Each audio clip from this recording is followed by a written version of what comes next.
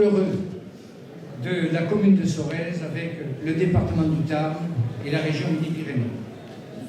J'ai vécu cela comme une épopée, une aventure formidable, riche de difficultés surmontées, mais également de challenges réussis.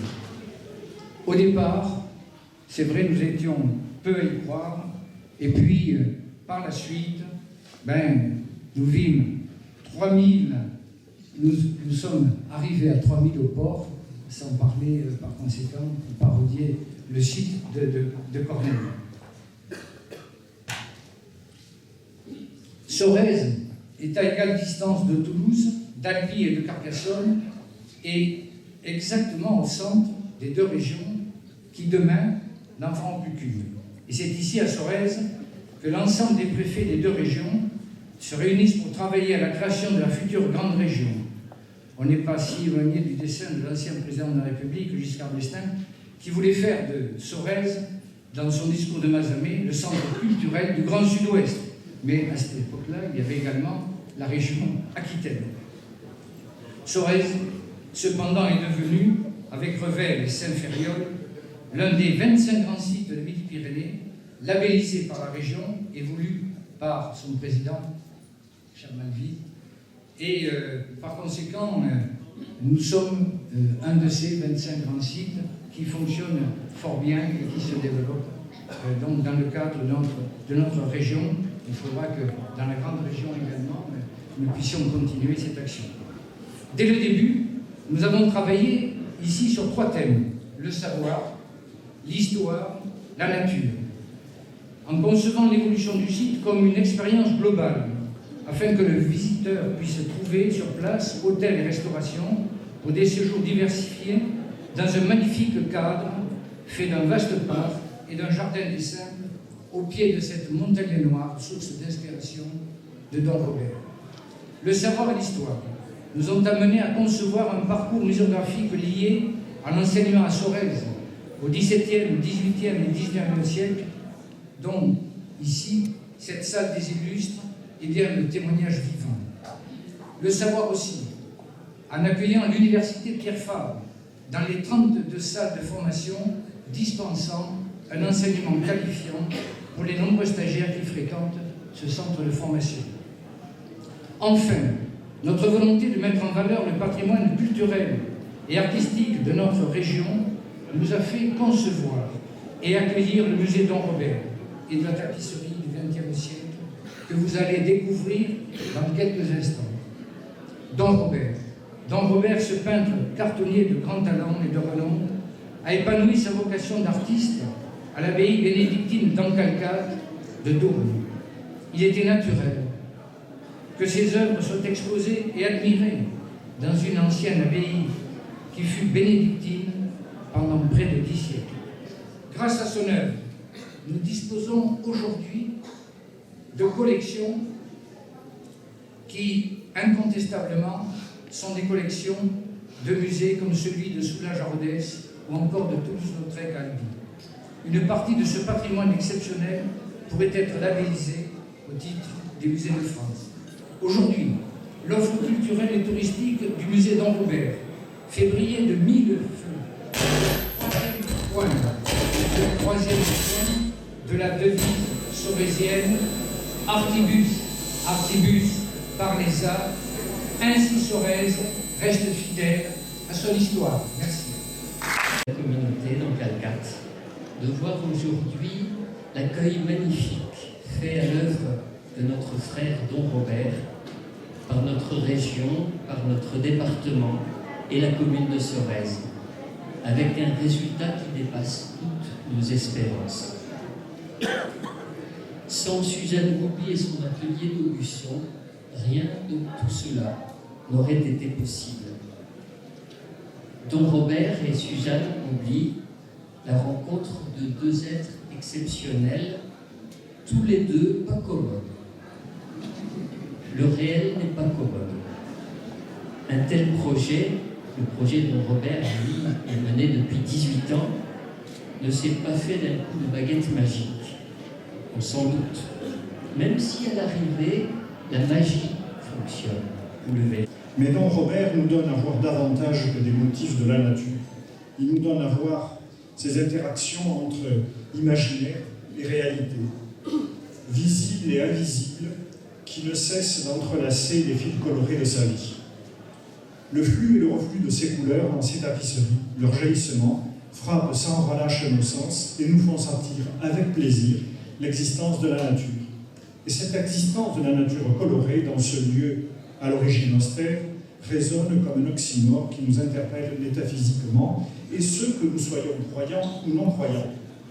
Les croyants qui voient dans cette nature le fil invisible de son Créateur, ce que Chateaubriand exprimera en écrivant qu'il n'y a rien de plus religieux que les cantiques qui chantent avec les vents, les chênes et les roseaux du désert, les non-croyants également, qui ne peuvent penser qu'il y a derrière cette nature, aussi belle soit-elle, un grand jardinier ou un grand horloger, pour paraphraser Voltaire. Croyants ou non-croyants peuvent néanmoins se réconcilier devant l'œuvre de Don Robert. Face à l'emprise terne de l'uniformité, au désenchantement que connaît notre société, polluée souvent par l'ignorance, ces tapisseries, leur sérénité, leur calme, la diversité infinie des couleurs, la poésie des motifs floraux et animaliers invitent les hommes à méditer, à s'interroger sur eux-mêmes et le monde environnant. Don Robert aimait la nature, car à travers elle, il pouvait tisser des fils invisibles au questionnement des hommes. Quels sont ces fils invisibles? À chacun d'entre nous de les déceler et de les nommer. Libre à chacun de regarder cette nature en considérant qu'elle s'est créée à partir de rien, sinon la loi de la gravité. Libre à chacun également de considérer que Dieu est la gravité même. Don Robert interpelle chacun d'entre nous, avant de nous réconcilier autour d'un même ressenti, le plaisir esthétique partagé que procurent ces traits de poésie dans la mer. Millions de départements, ça a coûté 10 millions à la région, dans le syndicat, mais c'est un investissement pour longtemps. Monsieur le préfet, c'est un peu comme le TGV, quoi. On a investi pour très longtemps. La rentabilité directe, elle arrive beaucoup plus tard. Donc moi, je voudrais me féliciter réellement de cette réalisation.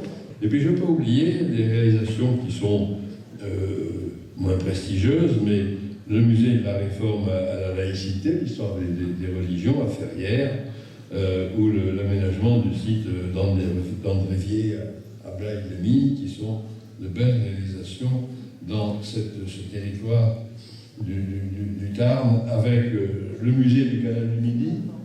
Chaque bord de plancher nous fait penser à sa présence. Donc, je crois, et je sais, pour avoir découvert Sorèze, c'est toujours une histoire d'eau à Sorèze, a priori, puisque je l'ai découvert sous une pluie battante avec monsieur le maire et monsieur le président. Et alors, moi, j'ai eu la chance, je suis un peu privilégié, j'ai découvert un peu le musée, et je peux vous dire que vous allez être surpris par la qualité du cadre. Je crois que la simplicité de l'agencement, il n'y a pas trop de goût, c'est une sobriété éclatante, les enduits sont parfaits, le traitement des toitures est magnifique, ça crée une ambiance, une intimité qui s'y est très bien à l'œuvre de Don Robert. Et pour tout dire, cela rappelle un peu une cellule monastique sur laquelle on imagine l'artiste, le frère, en train de créer ses cartes. La plaque est dévoilée en même temps. Doucement pour les photos. Voilà.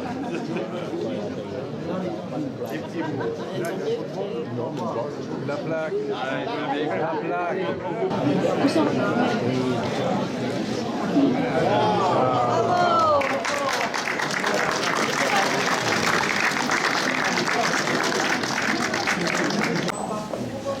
À travers les savoirs qui sont des volumes partagés des activités qui sont dans le lieu contemporain et à retrouver aussi la fluidité de l'action. Alors cette paroi bibliographique permet aux visiteurs de suivre la vie et l'œuvre de Don Robert depuis sa naissance en 1905 jusqu'à son décès en 1997, avec bien sûr l'évocation en premier lieu de ses lieux d'enfance, de sa formation aux arts décoratifs à l'école de Paris, et puis après le service militaire, son entrée au monastère d'Antalya en 1930. Il va continuer au cours de sa vie monastique à réaliser des dessins, et des aquarelles. Vous en avez ici des facsimilés qui évoquent le paysage de Tours et la vie au sein du monastère. Donc,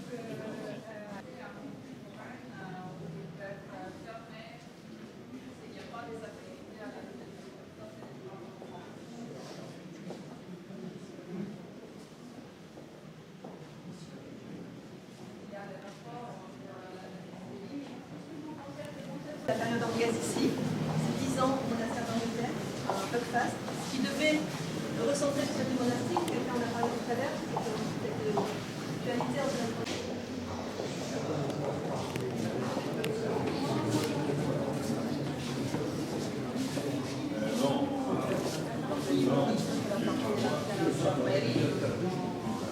aussi la partie religieuse, ces deux musées sont réalisés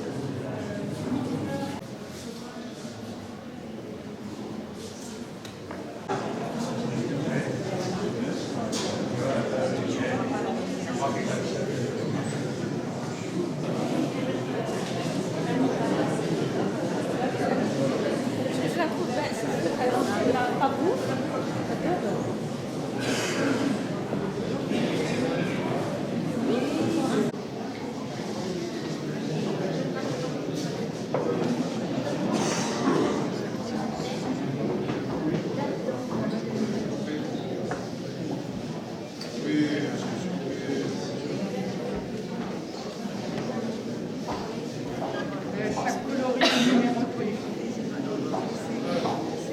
Ce qui fait que quand on travaillait au moment de presse, ça permet de...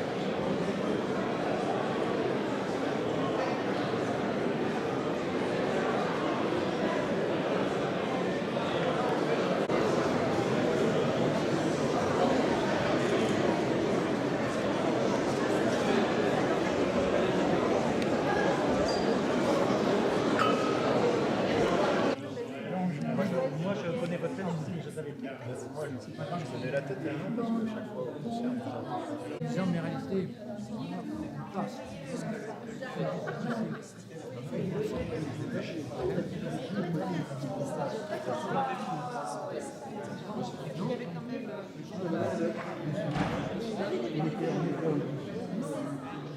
chérie.